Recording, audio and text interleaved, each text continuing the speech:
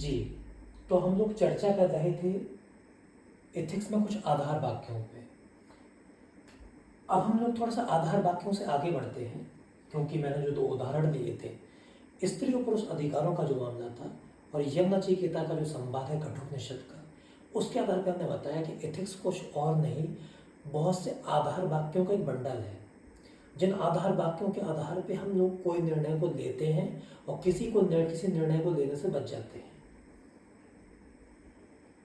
अब हम समझेंगे कि एथिक्स जो है उस शब्द के मायने क्या है। ये जो परीक्षा है इसमें इस नीति शास्त्र के बहुत सारे मायनों को शामिल किया गया है और किसी ना किसी मायने से लगभग हर साल की परीक्षा में आपको 2 से 4 प्रश्न मिलेंगे ही मिलेंगे। जैसे एथिक्स का एक मायने कहता है कि एथिक्स मानकीय विषय है।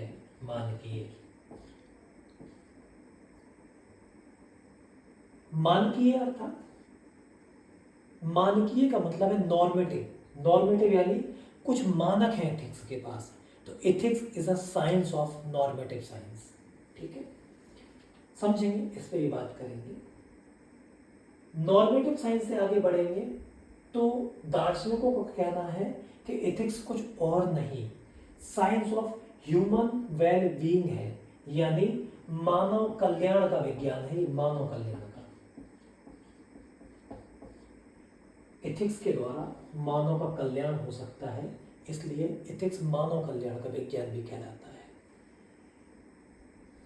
दार्शनिक कहते हैं सिर्फ यहीं तक नहीं, एथिक्स सही मायने में खुशहाली की गारंटी है। एथिक्स और दूसरे मायनों में साइंस ऑफ हैप्पीनेस है, यानी आनंद का विज्ञान है। सेल से और एक प्रश्न आया था कि आनंद या सुख से आप क्या समझते हैं और आपके शब्दों में सुख का क्या मायने है, वो भी देखेंगे। तो ethics is a science of happiness. ठीक है, कुछ लोगों ने कहा कि एथिक्स कुछ और नहीं, एथिक्स दुविधा के निवारण का विज्ञान है, यानी दुविधा निवारण, डायलेमा सॉल्विंग। जैसे महाभारत के युद्ध में अर्जुन के पास दुविधा ही तो है। दुविधा है कि अगर युद्ध लड़ेगा तो भी फंसेगा, युद्ध नहीं लड़ेगा तो भी फंसेगा। अगर युद्ध नहीं लड़ेगा तो क्या होगा, आपको पता है। और युद्ध लड़ जाएगा तो भी क्या होगा, ये भी आपको पता है। अर्जुन को भी दोनों बातें पता है, लेकिन दोनों में से कोई निर्णय तो लेना है। तो जो निर्णय लेने में सहायता देंगे कृष्ण पूरा गीता का उपदेश दे देंगे। तो गीता का उपदेश क्या है?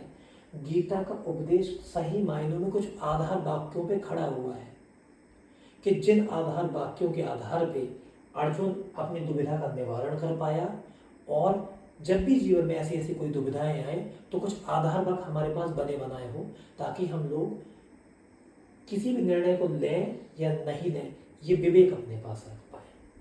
ठीक है, कुछ लोगों ने कहा कि एथिक्स दुविधा निवारण तक ही सीमित नहीं है, एथिक्स सही मायनों में राइट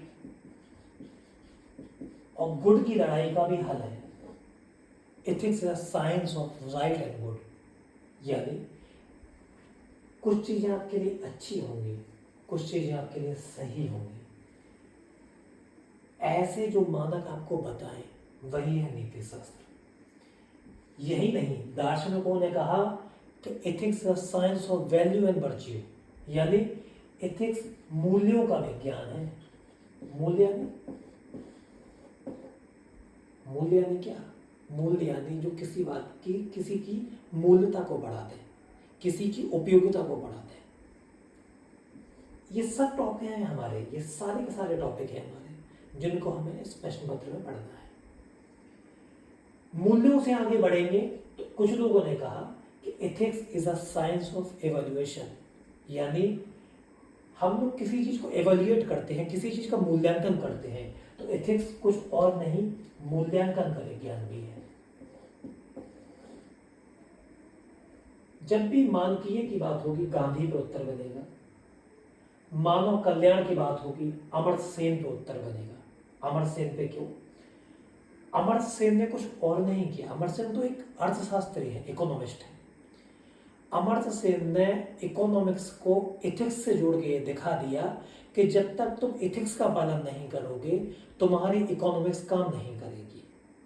इसीलिए ऐसा कार्य दुनिया में पहली बार हुआ और इसी डिस्कवरी पे अमर्त्य सेन को नोबेल पुरस्कार मिल गया, क्योंकि उन्होंने दिखाया कि जब तक तुम एथिकल मॉडल लागू नहीं करोगे तुम्हारे देश की इकोनॉमी रन नहीं करेगी, और इकोनॉमी रन नहीं करेगी तो दुनिया में हैप्पीनेस नहीं आएगी। यही अमर्त्य सेन का कैपेबिलिटी मॉडल, क्षमता निर्माण का मॉडल, जिस पे यूपीएससी ने प्रश्न पूछा था। ये ऐसे बहुत सारे मायने हैं। राइट एंड गुड की जब भी बात होगी, कांट जैसे दार्शनिकों पे प्रश्न बना है। कांट का तो नाम लेके ही क्वेश्चन बना था। जब भी मूल्यों की बात होगी तो गांधी, अंबेडकर, इन पे प्रश्न बनेगा। जब भी मूल्यांकन की बात होगी तो आप केस स्टडीज से हल कर पाओगे। ऐसा ऐसा पूरा हमारे सामने ये खुल चुका है। अब हम लोग इनमें से एक मायने को उठाएंगे, वो है आनंद, क्योंकि इसे कभी विदा नहीं होने देना है। देखते हैं।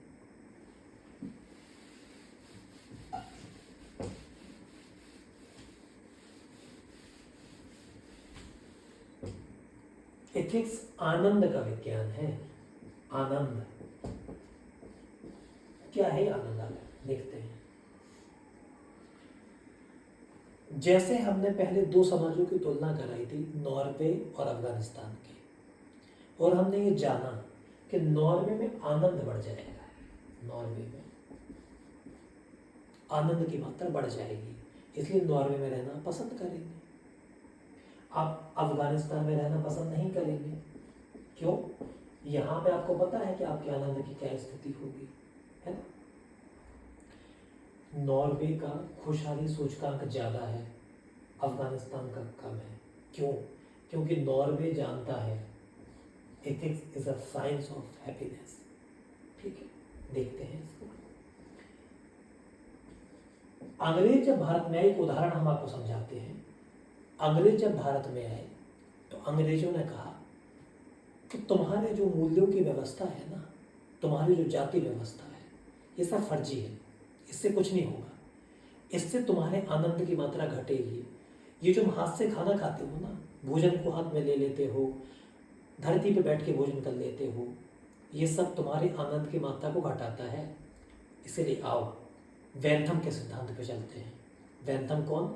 जिन्होंने उपयोगितावाद का सिद्धांत दिया। उपयोगितावाद कहता है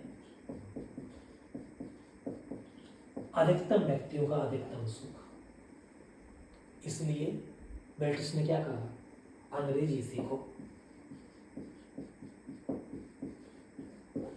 इंग्लिश सीखो, और इसी के आधार पर पूरी की पूरी मैकाले शिक्षा व्यवस्था हमारी बनी। इसी से तुम्हारा आनंद बढ़ेगा, इसी से कल्याण आएगा।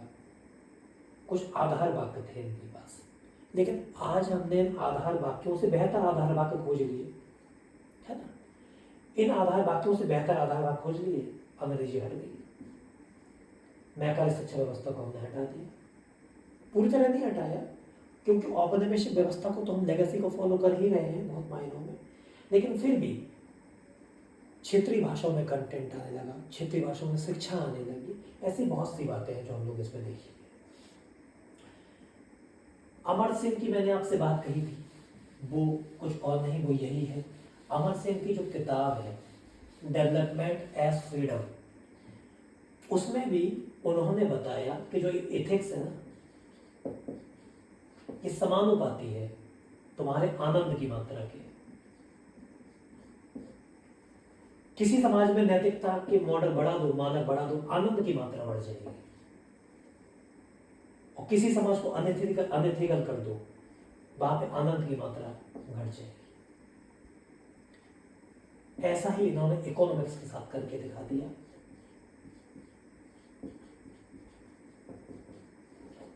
और एक नया मॉडल दुनिया के सामने ला दिया। आनंद पे जिन्होंने काम किया है वो हम लोग देखेंगे। गांधी आनंद की ही बात करेंगे। जो रामराज्य है वो आनंदित अवस्था ही है इस समाज की। गांधी के बाद बौद्ध, जैन, अंबेडकर आनंद की मात्रा बढ़ाने की कोशिश करेंगे। ये हम देखेंगे आगे। इसको समझने के बाद हम जानेंगे कि किस प्रकार के प्रश्न सिविल सेवा में बनते हैं इतने महीनों से, क्योंकि लगभग हर महीने पे किसी ना किसी वर्ष क्वेश्चन आया है। इसको हल करने की पद्धति सीखेंगे और सही मायने में एथिक्स में लिखना आना चाहिए आपको, क्योंकि समझना बहुत आसान है। समझ के आधार वाक्य आप अगर आपने बना लिए और उनको लिख दिया बिल्कुल प्रासंगिक उदाहरणों के साथ, तो ये प्रश्न पत्र में कुछ भी नहीं है। वो हम लोग आगे देखेंगे। धन्यवाद।